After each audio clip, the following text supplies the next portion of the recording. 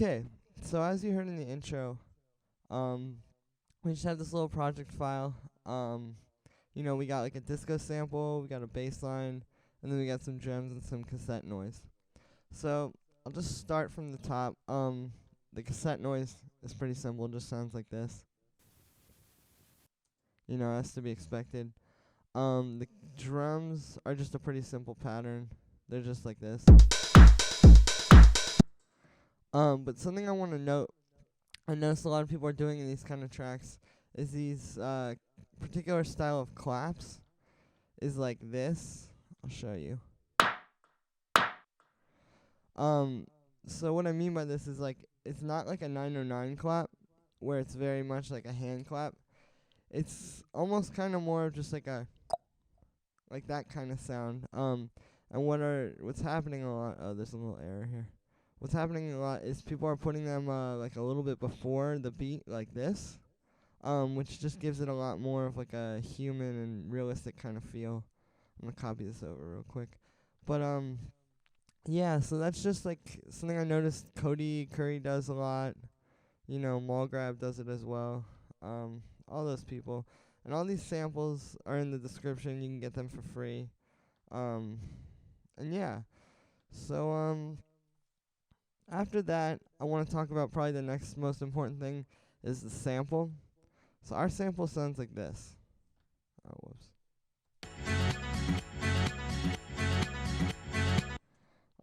And that's with processing. Before processing, it sounds like this. So I have a little loop from a sample pack here. But it's because I wanted to avoid copyright. But there's a few techniques here I want to cover to make it sound kind of like lo-fi. And that's more what I want this video to be about, not so much like finding the samples, because finding the samples isn't really too hard. I mean, you can do what I did. This is from like a disco house sample pack, and this will be in the description as well. But really, like, what you can do also, which I couldn't do for this because of copyright, like I said, is just go through YouTube, and search through like disco playlists, or maybe like vaporwave sample playlists or something, like I said, and just sort of dig through, and you just want to find these short little loops.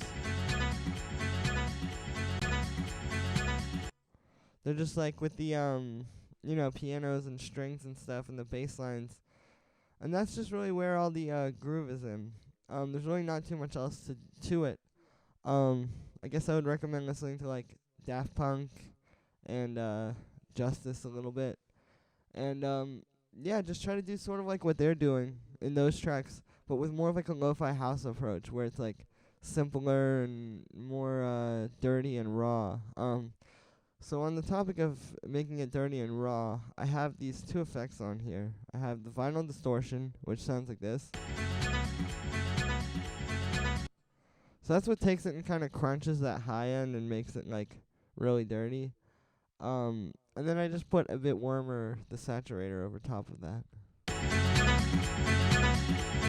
just to like really drive it.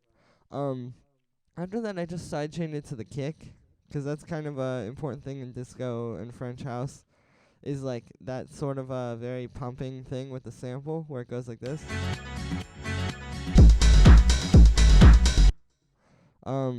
Yeah, it's like really important to make it pump like that and make it like really, really like be driving hard. This track isn't particularly loud now, but in the end, when you master it and stuff, having it pump like that makes it sound like really, really strong and have a lot of energy. Now the only other thing I did here is this. So I have this filter you can see turns on when I click here. I have it automated. I'll show you the automation. So I have it automated to come on in the beginning and then turn off, and then I'm gonna draw on a little automation at the end of this bar. And yeah, and then just at the end of the pattern in the drop, I have that, and I'll show you what that does, and I'll explain it.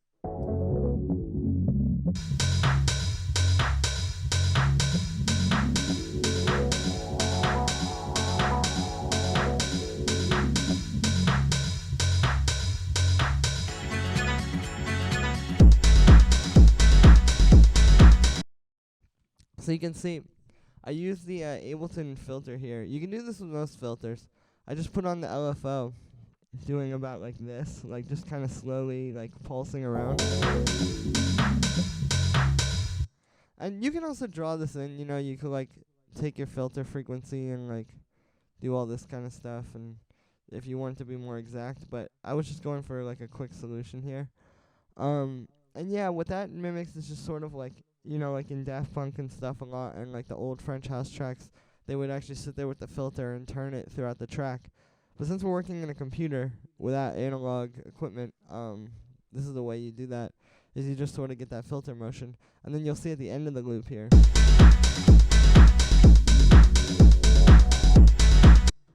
I have it come on again, and it's just doing that LFO. And that just kind of adds a little bit of variation at the end of the bar, because the thing is, you're making very like simplistic music here.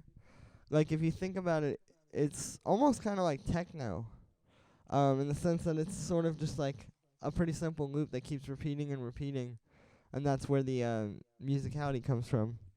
So you got to do like a little bit of stuff to mix it up at like the end of bars and stuff. But yeah, after that, there's really not much else. Like I said, you just want to dig through like YouTube playlists of disco, maybe go to a record store and pick up some old records. It's really not that hard to find these kind of loops, to be honest with you. You just got to get out there and do it. So after that, I just have a simple bass line, and this is another point I want to talk on. I'll get into the processing and the bass synth in a second, but I just want to talk about like the music behind it. So if you listen, you can hear the bass follows the sample, right? So like we have our sample doing one thing, and you can hear a little bit of a bass line in that. So I just wanted to accentuate it with the synth bass. I didn't want to do too much with like other things, like trying to make my own bass line over top of this, because really the sample is the star of this track, Like you got to think of the sample as like if you're mixing vocals or something. And the bass line and all the other instruments need to work around that to get a point across that you're trying to get across with these kind of tracks. So that's basically what I did here. I just listened to the sample and used my ear to pick up the notes and program in this bass line. And you'll have all this MIDI and synths and stuff in the description, like I said. So yeah, after that, I guess I'll talk about the synth. So it's just operator. Let me turn off these things. It just sounds like this. It's kind of like this heavy 303 type of bass. I went in operator, and I used this algorithm, just the standard, they're all just playing in line. And what I did was I have a saw wave with the full harmonics, the saw D, with the attack and decay and sustain and release looking like this. And then I just brought in a sine wave below that to add some sub, because it was a little weak when it was just a saw wave. But I brought in a sine wave underneath it, and I just kept it like this, I guess. I messed with the release a little bit. And then over top of all that, I have this filter. So before the filter, it sounds like this. Just like a pretty standard, saw bass. And then after the filter, it sounds like this. That's where you get like that kind of 303 sound. So I just used the envelope and set the sustain decaying like this. And then I set the frequency like this, and the resonance like this. The resonance is important here, 'cause that's where you're getting that 303 sound from, like without it, and then with it. So that's where it's getting like that really juicy kind of sound. Not much to say about that. So after that, as you can hear, this isn't really sounding very like lo-fi or dirty. So I've put on a bit warmer, and that's what really kind of like blows it out. And it brings more harmonics onto that sine wave as well, while keeping like the low end. So after that, I got the dirtiness down, but it wasn't quite like lo-fi enough as far as like the filter goes and stuff, or not like the filter, but like the actual frequency or the harmonic content, I should say, of this, and like the frequency range. So I added this low pass filter on, which just sounds like this. And that's where you really get like the just sort of dirty, deep, lo-fi house bass line from. This is a really good technique to use. These two, a low pass filter and a bit warmer, you can pretty much get everywhere, as you've seen if you watched my videos. So after that, I just put on the sidechain, which is the exact same settings as the one on the sample, and it's just sidechain to the kick to make it pump, like I'll show you. So, yeah, not much to that. So all in all, we end up with this.